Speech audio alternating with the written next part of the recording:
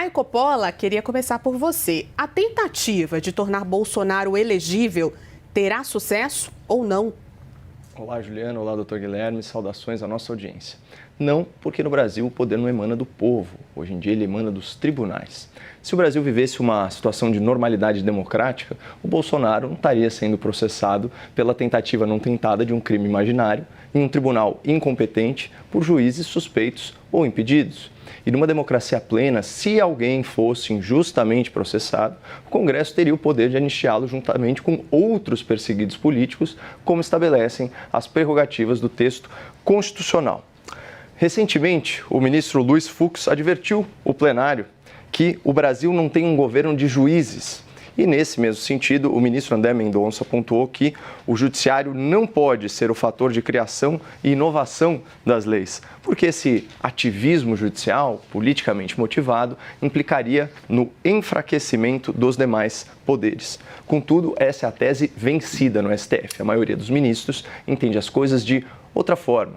Para ficar no exemplo mais ilustrativo, mais óbvio, o presidente do Supremo, o ministro Luiz Roberto Barroso, declarou que o judiciário deixou de ser um departamento técnico especializado para se tornar um poder político na vida brasileira. E essa mudança, ela não emana de alterações na Constituição, mas da simples vontade dos próprios ministros, que foram aumentando seus poderes para, nas palavras do próprio Barroso, desempenhar um papel de vanguarda iluminista, que é fazer empurrar a história em questões vitais, quando o processo político majoritário, ou seja, as eleições e as votações, não tenham sido capazes de fazer.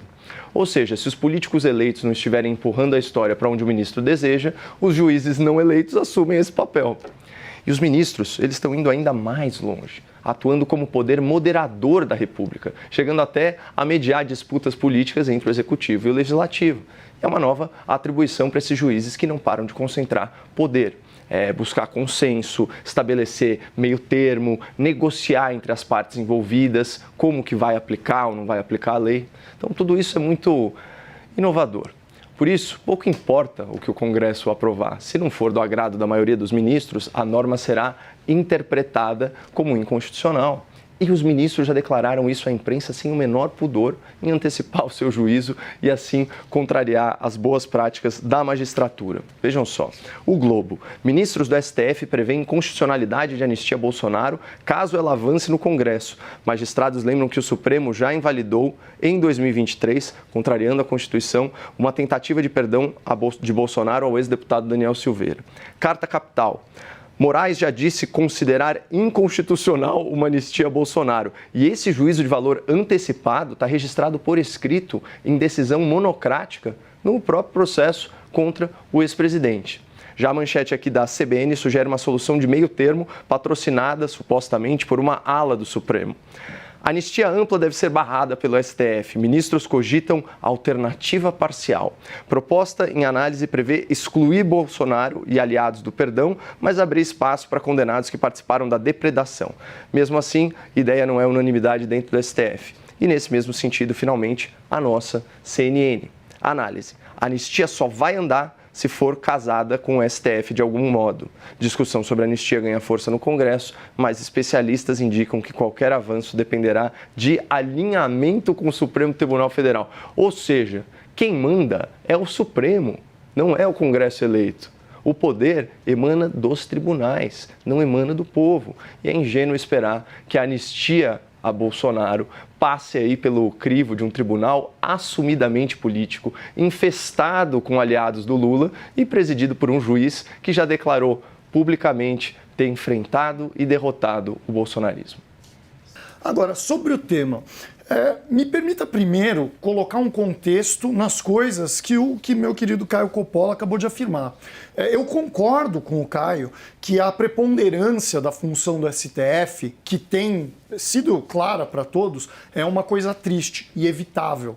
Mas eu não concordo que os motivos para isso ter acontecido são uma autoalocação de poder dos próprios ministros. Porque, veja, A função dos tribunais é, sim, analisar a legalidade dos atos dos outros poderes nos termos da lei e nos termos da Constituição. Essa é uma das funções essenciais do judiciário. Não é extravasar as funções. E se isso tem acontecido muito, é porque há uma situação de excesso nunca antes visto, tanto do legislativo quanto do executivo. Quer dizer, nós passamos por uma situação atualmente onde o legislativo se apoderou, por meio do orçamento secreto, do governo do país. Controla os pagamentos, controla as divisões de dinheiro que deveriam pautar a formulação política do país. E isso era a função do executivo. E o legislativo se apoderou disso. Isso é ilegal. Não dizer para onde essas verbas são alocadas é ilegal. E aí o STF e outros tribunais têm que agir. Houve um excesso do legislativo que provoca o excesso de respostas do judiciário. E com o executivo aconteceu algo muito parecido.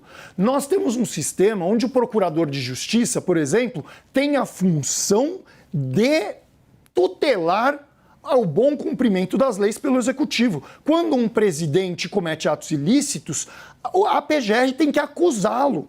E o que aconteceu no final do governo Bolsonaro? Não acusou. Quer dizer, nós assistimos em desespero um governo bloquear rodovias no meio de uma eleição. Nós assistimos em desespero um governo declarar estado de emergência para distribuir verbas e depois acabar a emergência, depois da eleição. Algo que é vedado expressamente. Tá?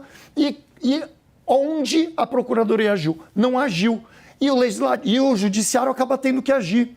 E agora nós olhamos para o Judiciário e dizemos, nossa, mas o Judiciário está agindo demais. Ele está agindo demais porque há um excesso de ilegalidade dos outros poderes. Essa é a função do Judiciário. Infelizmente, ele está tendo que agir muito, mas está tendo que agir muito porque há um excesso de ilegalidades.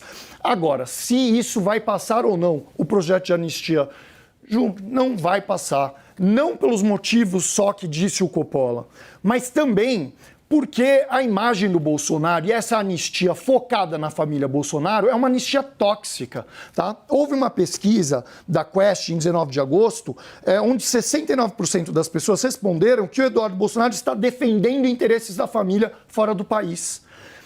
O Brasil sofreu ataques americanos e isso causou um sentimento de soberania, de defesa da soberania, que, veja só, gerou uma pesquisa da Atlas Intel da Bloomberg, onde pela primeira vez no ano o governo Lula teve mais aprovação que desaprovação. Quer dizer, há uma reprovação social quanto ao Eduardo Bolsonaro, consequentemente quanto ao Bolsonaro, e no próprio processo nós percebemos isso. Os generais estão abandonando a tese de perseguição política, a tese de que não houve golpe. Eles estão agora defendendo questões técnicas. O bolsonarismo, pelo menos com o foco no Bolsonaro, está se tornando tóxico. É muito difícil se aprovar uma anistia nesses termos contra alguém que está sendo abandonado pela população, pelos seus próprios comparsas, pelos seus colegas e pela opinião pública em geral. Coppola, essa anistia soft atenderia ao Centrão e ao bolsonarismo? Evidentemente não. E ela não atenderia ao propósito da anistia, que é justamente remediar ilegalidades que vão desde o começo da instrução probatória na investigação do 8 de janeiro. Vamos lembrar aí, e para isso que serve uma anistia ampla, geral e restrita.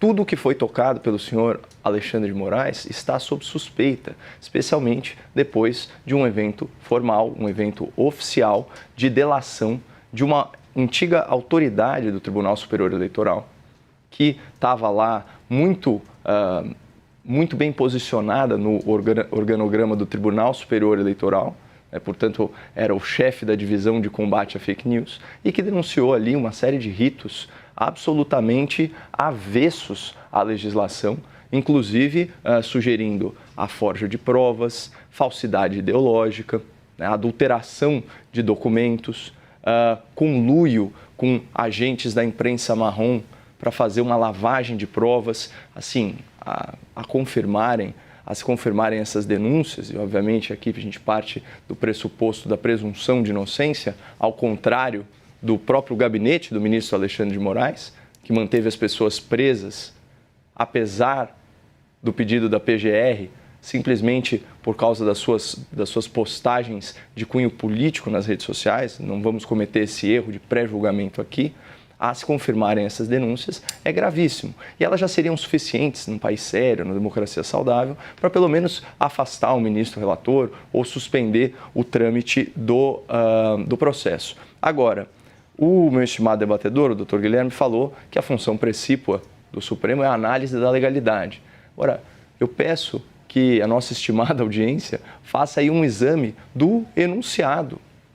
A gente vê aqui o Supremo Tribunal Federal atuando na forma de uma mediação política. Isso para usar assim, um termo até elogioso. Em muitos casos a gente está falando de pressão política, influência política, seja via imprensa ou seja via Congresso, na promoção de convescotes, encontros, tudo a portas fechadas, tudo de forma aí não transparente perante a opinião pública. Pergunta. Me parece bastante claro. A anistia soft atende ao Centrão, não atende aos bolsonaristas. A ideia de uma anistia, a fundamento doutrinário dela é pacificação social, pacificação política, é restaurar direitos e permitir uma reconciliação nacional, especialmente em momentos de crise e em momentos de transição política. Nós não estamos em um momento de transição política. O que houve foi uma tentativa de golpe. Note que eu falo isso com muita tranquilidade, porque observando o julgamento, você verá que as defesas dos acusados, eu acabei de mencionar isso porque é muito importante, vêm abandonando as teses de perseguição política. É uma tese que o Eduardo Bolsonaro, a família Bolsonaro, seguem discutindo fora do processo, seguem fazendo pressão política para que se reconhecesse isso, inclusive nos Estados Unidos, mas que as defesas não estão sustentando. Quer dizer, as pessoas, mesmo os acusados, evitam de dizer não teve golpe, não houve tentativa. Elas tentam dissociar, cada defensor, o seu cliente, dissociar os indivíduos dos atos em si ou do próprio Bolsonaro.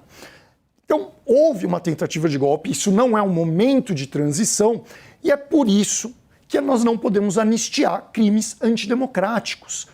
Você mencionou, Ju, que a anistia não cabe para esse tipo de crime. E por que não cabe? Qual é o motivo de não caber? A gente viu isso na história, está vendo isso agora. A anistia para questões antidemocráticas, para crimes que eliminam a própria natureza da democracia, ela incentiva futuras rupturas democráticas. Você mantém a pessoa no jogo do poder, você mantém a pessoa em condições de dar outros golpes e, ao mesmo tempo, passa a mensagem de que está tudo bem a tentativa de golpe. E você tem o quê no futuro? Novas tentativas de golpe. Você tem no futuro o que a gente teve. O exército pressionando a democracia, dizendo ou você faz o que eu quero ou pode haver golpe. Nós não podemos anistiar isso. O bolsonarismo quer isso. O Centrão não tem nada a lucrar. A única coisa que o Centrão tem a lucrar com a anistia ampla e irrestrita é herdar os votos do bolsonarismo. É um interesse político. Agora, a anistia soft, vamos manter os grandes líderes sob a tutela do judiciário, vamos julgá-los pelos crimes. E a massa de manobra não sabia o que estava fazendo, vamos perdoá-los? Isso eu acho discutível, mas isso não atende o bolsonarismo. São interesses pessoais, são interesses familiares nessa anistia ampla e irrestrita. O Brasil não pode abaixar a cabeça para uma família e para uma pessoa. Vai impactar, está impactando, é extremamente negativo para o Bolsonaro, a pesquisa está mostrando isso. Hoje no programa nós já mencionamos outros fatores, outras pesquisas, a pesquisa que pela primeira vez no ano colocou uma maioria de aprovação do que desaprovação para o governo Lula. Isso tem a ver, a imagem do Bolsonaro é intrinsecamente nessa altura do cenário político ligada à imagem do Lula. E a questão, além da acusação, há uma questão importante que afeta o próprio bolsonarismo, que é a forma como o Bolsonaro e a família estão enfrentando essa acusação. O bolsonarismo não esperava isso do Bolsonaro.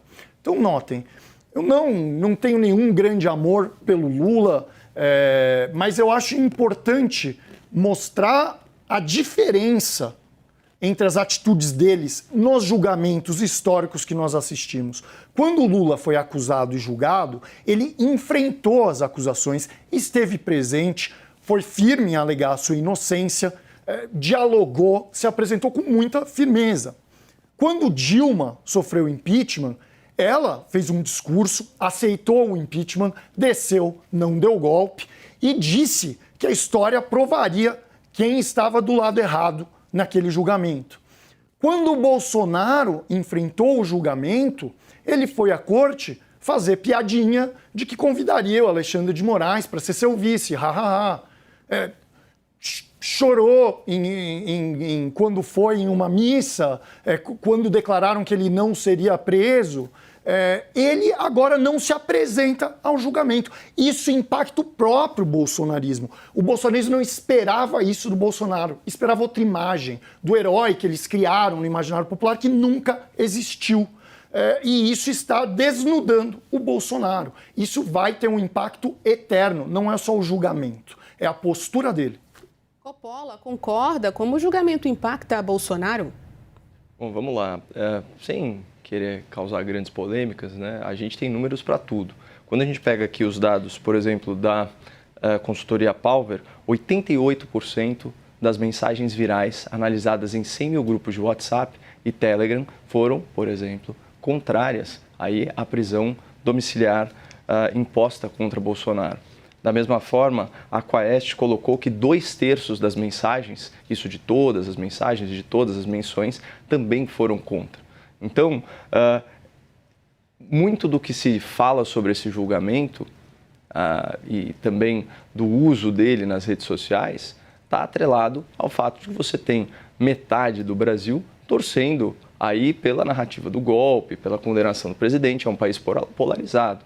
E você tem o outro lado não considerando a legitimidade pelas coisas que já foram colocadas. Então, é um processo absolutamente repleto de nulidades, desde a sua instrução processual, tudo feito por juízes suspeitos ou impedidos, num tribunal incompetente, e todo o devido processo legal foi atropelado. Agora, comparar a situação do Lula com a do Bolsonaro não me parece ser uma equivalência razoável, até porque o Lula não estava com todas as restrições cautelares que estão sendo impostas ao Bolsonaro. Bolsonaro teve que dar explicações por ter sido fotografado pela imprensa. Então, exigir que ele se comporte de forma altiva e compareça ao tribunal é extremamente injusto, porque ele está sendo cerceado de maneiras que nunca aconteceram com o Lula.